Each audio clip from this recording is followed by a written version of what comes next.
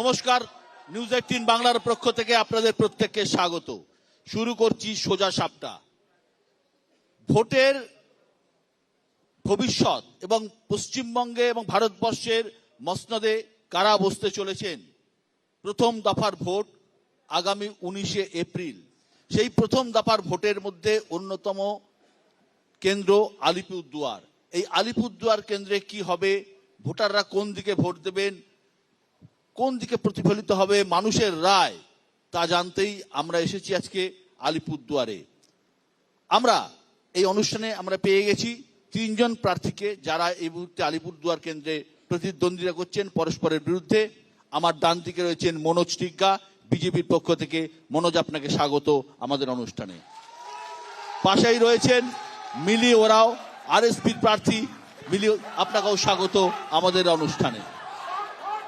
আমার ঠিক বাঁদিকে আছেন প্রকাশ চিকবরাই, তৃণমূল কংগ্রেসের প্রার্থী। প্রকাশ, আপনাকে স্বাগত আমাদের অনুষ্ঠানে। আমার সামনে রয়েছেন বিশিষ্ট সাংবাদিক, কলকাতা এবং রাজনৈতিক বিশ্লেষক সুমন ভট্টাচার্য। সুমন, আপনাকেও স্বাগত আমাদের অনুষ্ঠানে। আর আমার সঙ্গে রয়েছেন আমার সহকর্মী প্রিয়াঙ্কা। প্রিয়াঙ্কা আপনাদের কাছে যাবেন, আপনাদের প্রশ্ন নেবেন, যে প্রশ্ন আপনারা করতে চান মঞ্চে উপবিষ্ট যারা আছেন তাদেরকে, সেই প্রশ্নের জন্য প্রিয়াঙ্কা আপনাদের সঙ্গে রয়েছেন। আমি শুরু করছি আলিপুরদুয়ারের সোজা সাপটা এই মঞ্চ থেকে। আমার প্রথম বক্তা আজকের সোজা সাপটার মিলি ওরাও। মিলি, মানুষ কেন আপনাকে ভোট দেবে? 3 মিনিট আপনার জন্য বরাদ্দ। আপনি কি বলতে চাইছেন জনতাকে? সবাইকে নমস্কার।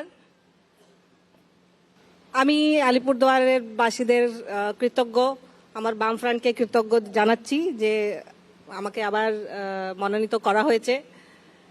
তো সবাইকে ধন্যবাদ। আমি বামফ্রন্টের বার্তা নিয়ে এই মাঠে নেমেছি।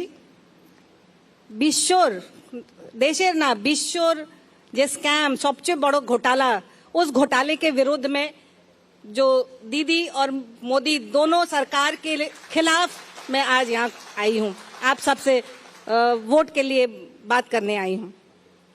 ना सिर्फ स्कैम, दोनों जगह बेरोजगारी चरम सीमे पर है। আপনারা কি চাকরি পেয়েছেন? 2 কোটি চাকরি দেব বলেছে 10 বছর আগে, দিদিও বলেছিল, কেউ পায়নি, সবাই বেরোজগার। तो उस बेरोजगार के दुख को मैं समझ, 1 मिनट दीदी, আমি কথাটা বলে নি आगे। उस बेरोजगारों के दुख को मैं यहाँ आप लोगों के सामने रखने आई हूँ। ये चाय बागान इलाका है। चाय बागान के जो मजदूर हैं आज 250 रुपए प्रतिदिन काम करते हैं। मिनिमम वेज शायद 10 साल पहले ही हो गया था, जो दीदी ने अभी तक लागू नहीं किया। हाई कोर्ट ने बहुत पहले ऑर्डर दे दिया था। एक मिनट, अच्छा मेरा खत्म होने दीजिए, हमें शेष होते दिन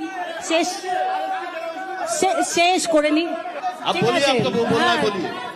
तो हमारे यहाँ लेफ्ट फ्रंट का उनका है कि 18,000 रुपए मिनिमम वेज होना चाहिए। ना सिर्फ चाय बागान के मजदूरों के लिए, हर एक मजदूर को मिनिमम वेज 18,000 रुपए होना चाहिए। अच्छा, बेरोजगारी हो गई, महंगाई आप लोगों को शायद याद नहीं होगा, हमारी फाइनेंस मिनिस्टर प्याज नहीं खाती है, आलू नहीं खाती है, लहसुन नहीं खाती है, तो उनको दाम नहीं पता।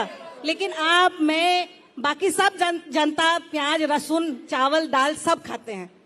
आज दाम कहाँ पहुंच गया है, महंगाई कहाँ पहुंच गई है, ये भी आप सोचिए। मैं इस मुद्दे पर भी यहाँ के लोगों से रिक्वेस्ट करूंगी। तो मेरा कहना है, बेरोजगारी, महंगाई सबसे बड़ा घोटाला, इस घोटाले की वजह से आज देश बिकने पर तुला हुआ है। इतने बड़े कंपनी आए और उन लोगों को घूस देके हमारी सरकार को खरीद लिया है। পরের বক্তা মনোজ টিগ্গা।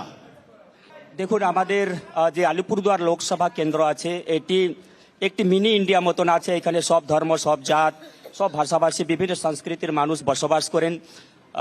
আদিবাসী, গোর্খা, বেঙ্গলি, মারওয়াড়ি, কোচ, মেচ, রাভা সবাই বসবাস করেন। সুতরাং দাবিগুলো আলাদা আলাদা আছে। আমরা আশাবাদী যে মানুষ আমাদেরকে ভোট দেবে। মোদিজি কাজ করেছেন, আপনারা জানেন যে যে 80 কোটি মানুষ আজকেও ফ্রি তো রেশন পাচ্ছেন, বিনামূল্যে রেশন পাচ্ছেন। এই টিএমসি সরকার আসার পর থেকে চা বাগানে যে রেশন ছিল সেটা 2016 সালের ফেব্রুয়ারির মাস থেকে বন্ধ করে দিয়েছে।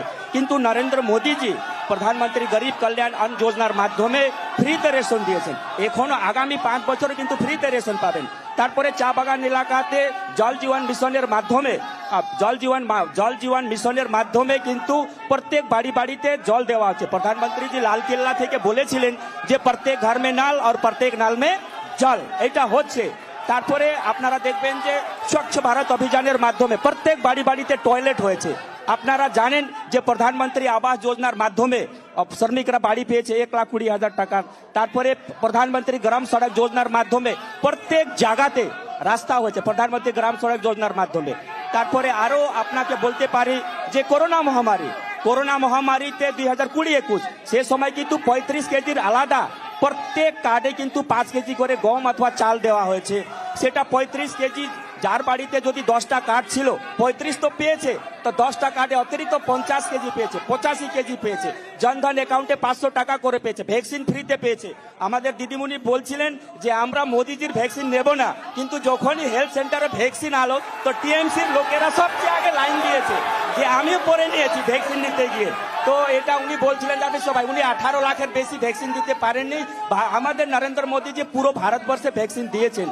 তারপরে আপনারা জানেন যে 15 ফাইন্যান্সের টাকা আজকে চা বাগানগুলোতে কিংবা অলিগলিতে যে পাকা রাস্তা হচ্ছে, ফেবার ব্লকের রাস্তা হচ্ছে, পাকা ড্রেন হচ্ছে, এটাও কিন্তু 15 ফাইন্যান্সের টাকা। এই 15 ফাইন্যান্সের টাকা জিপি অফিসে দিচ্ছে, পিডি অফিসে দিচ্ছে। আর দিদিমণি এখানে অ্যাডমিনিস্ট্রেটিভ মিটিং করছেন, আর মিটিং করে মানুষ নিয়ে আসছেন, লোক নিয়ে আসছেন, সেই গাড়ি ভাড়া জিপি অফিস থেকে 15 ফাইন্যান্সের টাকা থেকে দেওয়া হচ্ছে। বিরিয়ানি খাওয়া হচ্ছে, বিরিয়ানির টাকা বিডি অফিস থেকে 15 ফাইন্যান্সের টাকা দেওয়া আছে। এদেরকে মানুষ ভোট দেবে না, মানুষ বিজেপিকে দেবে, মানুষ ভোট দেবে না। তাই আমরা আশাবাদী আছি যে মানুষ বিজেপিকে ভোট দেবে, টিএমসি কে ভোট দেবে না। আমি পাট্টা সম্পর্কে বলি। পাট্টা যখন ঘোষণা হয়েছিল যে 5 ডেসিমিল জমি পাট্টা দেওয়া হবে, যিনি দার্জিলিংয়ে অনিত থাপা দিদির ঘনিষ্ঠ, উনারা পাহাড়ে পাট্টা নিতে অস্বীকার করেছেন। ওনারা বলেছেন যে এই পাট্টাতে কোনো সত্যতা নেই, এই পাট্টাটা ভুয়ো, অথচ আমরা এই পাট্টা নেব না। আমাদের বর্তমান সরকার টিএমসি সরকার পুলিশ খাটিয়ে তারপরে বিএলও কে বলে জোর জবরদস্তি পাট্টা দেওয়া হয়েছে। আমরা চাই যে চা শ্রমিকদেরকে পাট্টা নয়, তাদের মালিকানা হক দেওয়া হোক। পাট্টা পেলে কি হবে, তার ওইখানে লেখা আছে যে নট ট্রান্সফারেবল। এই পাট্টা আমার নামে আছে, কালকে আমার ছেলেমেয়েরা নামে হবে না। জমির মালিকানা হক যদি থাকে তাহলে আজকে আমি জমির মালিক আছি, আমি কিছু হয়ে গেলে আমার ছেলেমেয়েরা তার জমির মালিক হবে। ধন্যবাদ মনোজ সিংহা অনেকগুলো বিষয় তুললেন। প্রধানমন্ত্রীর নানা প্রজেক্টের পাশাপাশি মনোজ সিংহা চা বাগানের পাট্টার প্রসঙ্গ তুললেন। পরবর্তীকালে মনোজের কাছ থেকে আরো অনেক কিছু শুনবো। পরের বক্তা প্রকাশ সিং বড়াই। নমস্কার। আলিপুরদুয়ার জেলাবাসীকে এবং আলিপুরদুয়ার লোকসভাবাসীকে আমি ধন্যবাদ জ্ঞাপন করি, নমস্কার জানাই। তৃণমূল কংগ্রেস যে কাজকে নিয়ে নেমেছে, ডেভেলপমেন্ট কাজকে নিয়ে নেমেছে। তৃণমূল কংগ্রেসের যে প্রার্থী প্রকাশ সিং বড়াইক, আমি নিজে, দিদি আমাকে 6 মাস আগে রাজ্যসভা সাংসদ করে কিন্তু দিল্লিতে পাঠাইলো। তৃণমূল কংগ্রেস ডেভেলপমেন্টকে নিয়ে নেমেছে এবং কাজকে নেমেছে। নতুন জেলা আলিপুরদুয়ার আমাদের আমলে হয়েছে, বা আমলে কিন্তু হয় নাই। আমরা যেখানে ইন্টারভিউ দিতেছি, এই ইন্টারভিউর বিল্ডিং আমাদেরই সরকার করেছে। জেলাকে কেন্দ্রিত করে নতুন বিশ্ববিদ্যালয়, জেলাকে কেন্দ্রিত করে ডুয়ার স্ক্যানের মতন অফিস, জেলাকে কেন্দ্রিত করে ইঞ্জিনিয়ারিং কলেজ, জেলাকে কেন্দ্রিত করে প্রত্যেকটা গ্রামকে কেন্দ্রিত করে ডেভেলপমেন্টের ওয়ার্ক যদি কেউ করেছে, মাননীয় মুখ্যমন্ত্রী মমতা বন্দ্যোপাধ্যায় করেছে। ভয়ের চোটে বিজেপি প্রার্থী বদল করে দিল। আজকে যারা জিতেছিল 2019 নির্বাচনে, জিতার পরে ভারত সরকারের মন্ত্রী যিনি একটা কাজ দেখাতে পারবেন না, একটা জনপ্রতিনিধি 1 বছরে 5 কোটি টাকা পায়, 5 বছরে 25 কোটি টাকা। হিসাব দেখেন কোথায় কাজ করেছেন। আজকে পাট্টা নিয়ে কথা কে দিয়েছে? আপনাদের সরকার আসামে আছে, আপনাদের সরকার ত্রিপুরাতে আছে। দম থাকলে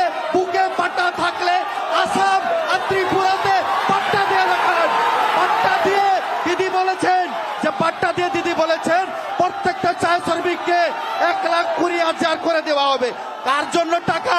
22,000 পার্মানেন্ট ওয়ার্কারদেরকে টাকা দেওয়া হচ্ছে। এই টাকা ক্রেডিট হয়ে গেছে। কার জন্য কাজ হয়েছে? 59 লাখ জব কার্ড পরিবারের অ্যাকাউন্টে টাকা ঢুকেছে। জব কার্ডের টাকা রুখে দিলেন বিজেপির সাংসদ, বিধায়করা টাকা রুখে দিলেন। কে দিল এই টাকা?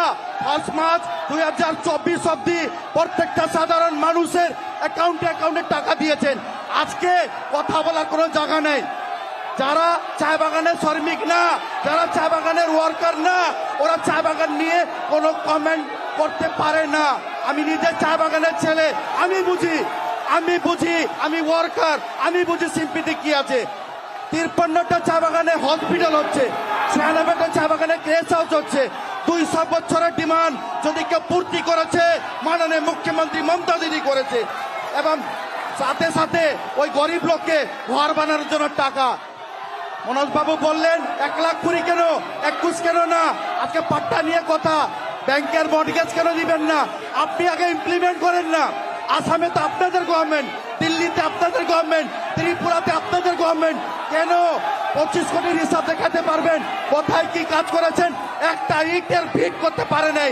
আলিপুরদুয়ারে 200 বেডের পেশেন্ট হসপিটাল হওয়ার কথা ছিল। একটা মঞ্চ বানানোর পরে ওটা বন্ধ করে দিলেন। কি করলেন? এয়ারপোর্ট হয়েছে, কিছু হয়েছে? হয় নাই। মানুষ যোগ্য জবাব দিবে। আলিপুরদুয়ার জেলার মানুষ ভালো জবাব দিবে। 4 তারিখ কারেন্ট এবং 440 ভোল্ট লাগবে জুন মাসের 4 তারিখ। ওয়েট করেন এটা। ধন্যবাদ। একটা জিনিস পরিষ্কার, একটা বিষয় পরিষ্কার। আজ আমার এখানে যারা বক্তা আছেন, মনোজ টিগ্গা এবং প্রকাশ চিকবরাই, দুজনেই অত্যন্ত সুবক্তা এবং দুজনেই আলিপুরদুয়ার চা বাগানের লোক এবং তারা স্বাভাবিকভাবেই তাদের যে ইস্যু, তাদের চা বাগানের প্রশ্ন, চা বাগানের প্রসঙ্গ তারা টেনেছেন। আমরা এই আলোচনা করব, ওদের বক্তব্য, পাল্টা বক্তব্য শুনবো। শুভ